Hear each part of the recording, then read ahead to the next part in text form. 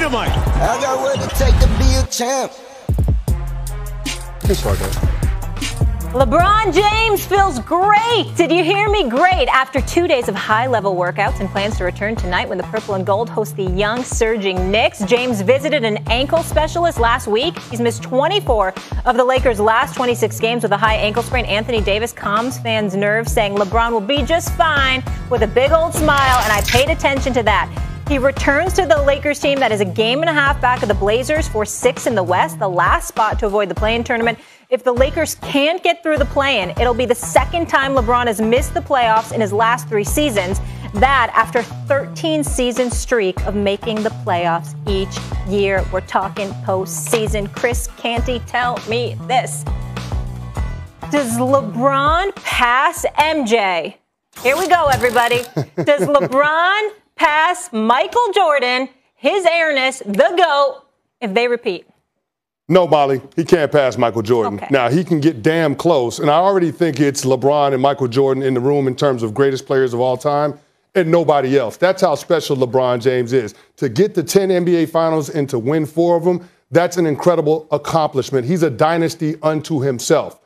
But I don't think he can eclipse Michael Jordan, and here's why. When it comes down to being at your best when your best is required, Michael Jordan is 6-0 in the NBA Finals, and he's never let an NBA Finals series get to a Game 7. Now, I get it. I understand what happened in those other years that Michael Jordan didn't make it. My point being that Michael Jordan was one of the most dominant players that we've ever seen, if not the most dominant in NBA Finals history. I just feel like for LeBron James to catch him, it would be a little bit much. So, I mean, you look at the series that he had in 2011 against the Dallas Mavericks. You look at the series that he had in the NBA Finals against the Spurs in 2014. And to me, those are things that knock LeBron James down a peg when we have this comparison between him and Michael Jordan. That being said, I mean, LeBron James is a phenomenal player. Again, I think he could get close to Michael Jordan. He might even tie where Michael Jordan is at, but I don't think he can get past him.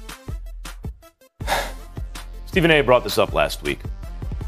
If LeBron this year gets through, he didn't say, I'll add to it a little bit. If he gets through 2 of the following teams, Jazz, Suns, Clippers, and everyone's healthy, on his way to a finals where he meets a Nets big 3 and beats that big 3 in Brooklyn, Stephen A. said he might have to reevaluate.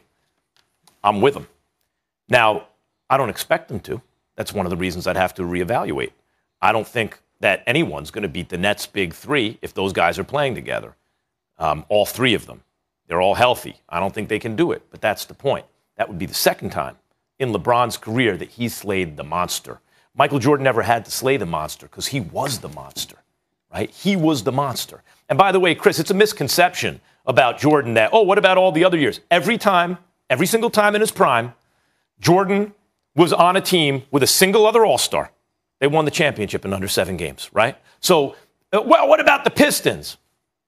He hadn't played with another all-star his whole career. Scottie Pippen made his first all-star team. Still not in his prime, but he made the all-star team. Pippen had a migraine game 7 against the defending champion Pistons, scored 2 points in 40 minutes. They lost. In other words, Jordan didn't have his all-star again.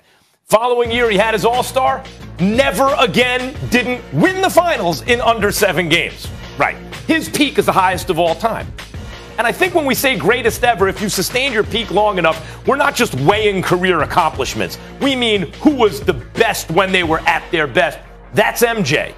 But at a certain point, if LeBron is coming close enough to MJ's peak and sustaining it 3 times as long, if LeBron, for the second time in his career, remember, I don't think he'll be able to do this. That's why I have to give it to him if he does. First, he beats a 73-win Warriors team when it looked to me like Steph's the best player in the game. Not in any other era, but in this era, the way the rules are, the way he's shooting, it's Steph. LeBron screamed on him like he was his dad at one point. Remember that? Steph had his head down, walked away, and LeBron won the finals in 7 games at Oracle. His team, partly because of him, held the Warriors, the greatest half-court offense ever. Last 4 minutes, 22 seconds at home, game 7. Fate of the universe on the line. They're about to be called the greatest team of all time to 0 points. LeBron, and by the way, iced the game on the free throw line. LeBron did, right? Mm-hmm. LeBron will have, for the second time, performed a miracle. Like when Muhammad Ali beat George Foreman 10 years after he beat Sonny Liston. That kind of miracle. And I think, given his closeness to MJ at his peak, if he were to do that, guys like you and me have to sit down and have a talk. We're going to have to reevaluate some things. Also, guys, in just layman's terms, we go from a 1-ring difference, right? Yeah. 5 rings to 6 rings. So clearly closing the gap right there if he got it done again. Let me bring in somebody who has followed LeBron's career closer than maybe anybody, and that would be my guy, Brian Windhorst. Windy, do we got you? There you are. Good to see you, Windy. Thank you for joining the conversation. I want you to dive in on this. Where are you? Can LeBron pass MJ if he pulls off the repeat this season?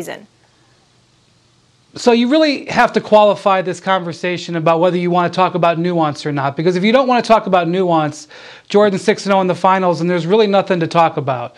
But Jordan didn't operate in an era with super teams. LeBron has had to navigate this era with super teams. And if you look at LeBron's career, a lot of it has been like steering down that river. You know, he couldn't overcome the Boston Celtics, so he had to make a maneuver to create his own super team in Miami. When that super team went south when Dwayne Wade had knee issues, he had to go create a super team in Cleveland.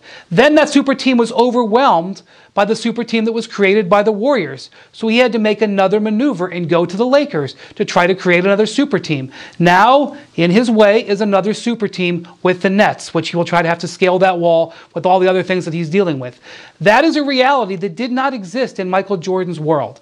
It doesn't mean that Michael Jordan wouldn't have created, had scaled those walls. He probably would have. He probably would have maneuvered around.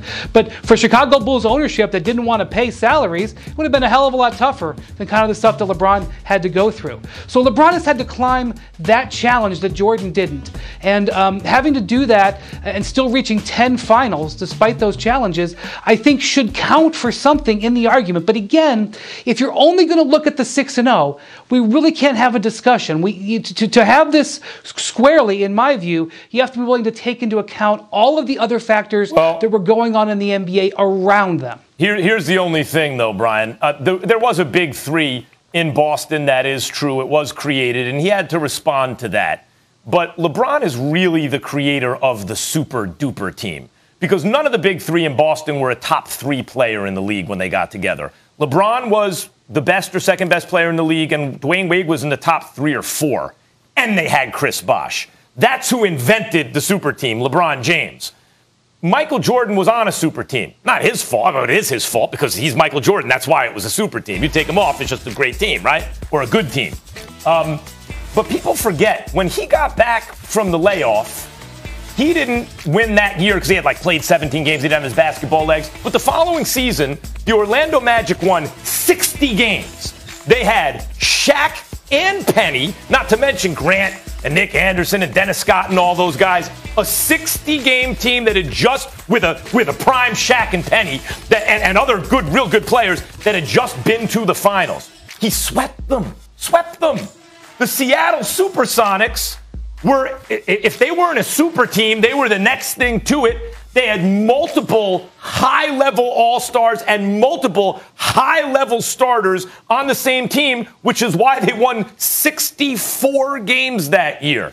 They didn't go 7 games.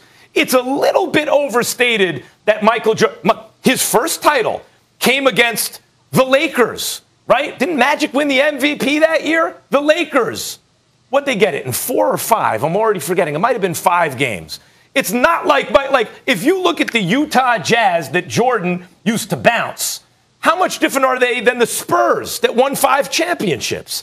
They had Karl Malone and John Stockton and Jeff Hornacek. We got to leave it there. Windy brought up a great point about super teams, and if we're going to hold that against LeBron, because he did orchestrate super teams. Them. Yeah, and if we're going to hold that against him, because MJ didn't orchestrate them. So obviously we know this debate is not over, far from over. We will continue it. Windy will be back with us